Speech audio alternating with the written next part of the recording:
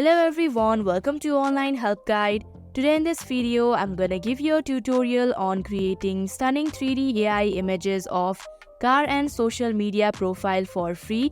So without any further ado, let's get started. First of all, open up a web browser. Now in the search bar, type in Microsoft Image Creator. Here, click on the first link that you see. In the text box, type in the prompt that you have created. Then tap on the Create button. Similarly, you can create more of these by simply editing the prompt. Then tap on the Create button once again. Now click on the image in order to preview it.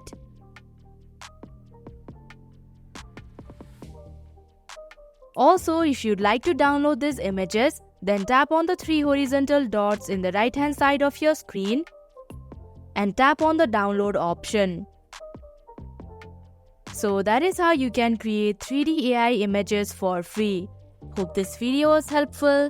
If it was, hit the like button and comment down if you have any questions or feedback. Also, if you are new to our channel, subscribe and hit the bell icon so that you don't miss our upcoming videos. Thank you for watching Online Help Guide.